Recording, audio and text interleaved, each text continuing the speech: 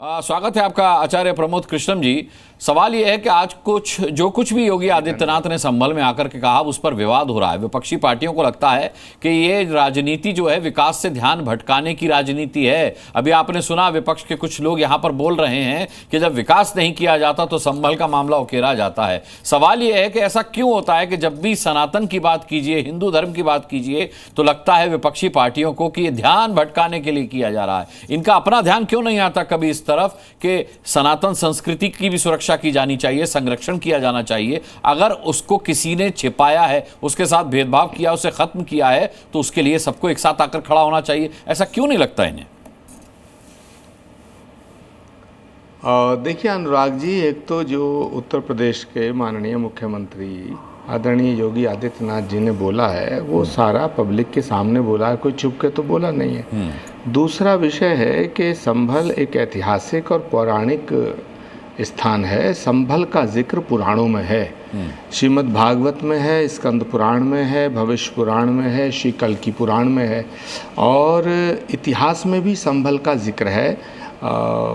कई इतिहासकारों ने उसका जिक्र किया है और जो पुराण में है वो स्पष्ट उसका उल्लेख है कि भगवान का अंतिम अवतार, जिस तरह भगवान राम के रूप में अयोध्या में आए, जिस तरह द्वापर युग में भगवान कृष्ण के रूप में मथुरा आए, उसी प्रकार भगवान श्री कल्की नारायण के रूप में भगवान विष्णु का 10वां अवतार होगा और भगवान का अंतिम अवतार संभल की इस पावन धरा पे होगा। ये पुराणों में लिखा हुआ है, ये हम नहीं कह रहे हैं।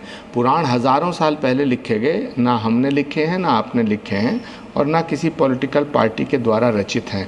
तो हज़ारों साल पहले जहाँ लिखा गया है कि भगवान का अवतार होगा, उसी संभल के एक गांव में श्री कल्की धाम का शिलान्यास करने भारत के प्रधानमंत्री पिछले वर्ष आए। श्री कल्की धाम का शिलान्यास हुआ। भगवान के अवतार से पहले ये धाम बन रहा है, श्री कल्की धाम। आज वहाँ संभल जनपद में, वहाँ के मुख्यालय में सैकड़ों करोड़ रुपए की योजना परियोजनाओं का जो उद्घाटन और जिस तरह शुरुआत योगी आदित्यनाथ जी ने की है, तो निश्चित ही वो संभल के पौराणिक, ऐतिहासिक और उस महत्व को उन्होंने सम्मान दिया है। जितना सम्मान योगी आदित्यनाथ जी की सरकार ने भगवान के होने वाले अवतार की अवतरण स्थली का किया है, तो मुझे नहीं लगता कि इससे पहले जितने भी मुख्यमंत्री रहे, सरकारें रहीं, सभी की सरकारें रहीं। और मेरा तो संबंध रहा है कांग्रेस पार्टी से छात्र जीवन से, लेकिन संभल को पौराणिक दृष्टिकोण से नहीं देखा गया। जब हमने 18 साल पहले ये घोषणा की, ये संकल्प लिया कि जहाँ भगवान आए हैं वहाँ धाम बन गए, जहाँ भगवान आएंगे उनका अवतार होगा, उनके अवतार से पहले वहाँ भी धाम बनना चाहिए, तो पुरानी जो सरकारें थी उन्होंने हमारे इस संकल्प को रोकने के लिए श्री कल्की धाम के निर्माण तक पे पाबंदी लगा दी थी, जिसकी अनुमति माननीय इलाहाबाद उच्च न्यायालय की डबल बेंच ने 2023 में दी और उसके बाद प्रधानमंत्री जी श्री कल्की धाम का शिलान्यास करने पिछले वर्ष आए। अब सवाल उठता है कि इस पर राजनीति हो रही है। तो संभल एक पौराणिक स्थान है और संभल में जो हुआ है, संभल को जिस तरह बदनाम किया गया है, ये हिंदू मुसलमान का जो दंगे की बात अभी चल रही थी आपके चैनल पे, तो योगी जी की सरकार तो अभी 2017 में आई है। संभल में दंगा 73 में हुआ, 76 में, 78 में संभल में बहुत मारकाट और कत्लेआम हुई। तो क्यों हुई ये देखने वाली बात है। संभल के अंदर एक मंदिर है जो बाबर ने ढाया था 1526 से 1529 के दरमियान, और ये इतिहास में दर्ज है। तो मंदिर को ढाया ही इसलिए गया था कि संभल में भगवान आएगा, हिंदुओं की आस्था को ऊपर प्रहार करना है, चोट करनी है, ताकि हम उनकी आस्था का मर्दन कर सकें। जहाँ भगवान आया अयोध्या में, वहाँ भी मंदिर तोड़ा गया। जहाँ भगवान आएगा संभल की धरती पे, वहाँ भी मंदिर तोड़ा गया। तो प्रश्न ये पैदा होता है, सनातन के किसी भी विषय को यदि आप उठाएंगे तो ये दुर्भाग्य है कि विपक्ष के कुछ नेता उसको ये कहते हैं कि ये ध्यान भटकाने के लिए कर रहे हैं, क्योंकि सनातन उनके एजेंडे में नहीं है। सनातन उनके एजेंडे में नहीं है।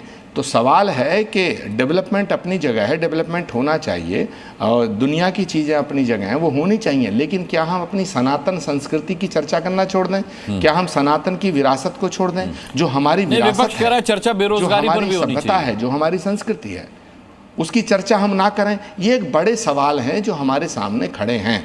तो मैं ऐसा मानता हूं कि कांग्रेस पार्टी हो, समाजवादी पार्टी हो या कोई और पार्टी हो, मेरा पॉलिटिकल दृष्टिकोण से इस बात को नहीं देख रहा हूं, मैं ऐतिहासिक और पौराणिक दृष्टिकोण से संभल का जो महत्व है उसका बखान आज योगी आदित्यनाथ जी ने किया है और इसकी मैं सराहना करता हूं। आप महाराज जी कांग्रेस में भी रहे हैं और कांग्रेस को निशाने पर लिया है योगी आदित्यनाथ ने। आपको लगता है कि जिस तरीके से उन्होंने बात की है कि केवल वोट की राजनीति समाजवादी पार्टी और कांग्रेस ने वहां पर की है, तथ्यों को छिपाया है, सनातन की संस्कृति पर पर्दा डालने का काम किया, ही आरोप सही है कांग्रेस पर और समाजवादी पार्टी पर? देखिए, ये तो जग जाहिर है, ये तो इतिहास का एक कड़वा सच है कि कांग्रेस पार्टी ने जो गुनाह किए हैं, जो पाप किए हैं, वो सबके सामने हैं। और भगवान श्री राम का जहाँ अवतार हुआ, अयोध्या का राम मंदिर सबके सामने है। जब राम मंदिर का मुकदमा चल रहा था और फैसला नहीं आया था तो कांग्रेस चिल्ला चिल्ला के कहती थी, हम लोग भी ये उम्मीद करते थे, हम ये उम्मीद करते थे कि भाई कांग्रेस पार्टी जब सुप्रीम कोर्ट का फैसला आ जाएगा तो उसका सम्मान करते हुए अयोध्या जाएगी, कांग्रेस पार्टी के नेता अयोध्या जाएंगे। लेकिन कांग्रेस पार्टी के शीर्ष नेतृत्व ने अयोध्या जाना स्वीकार नहीं किया और समाजवादी पार्टी भी दुर्भाग्य से उन्हीं के पद चिन्हों पर चलने लगी।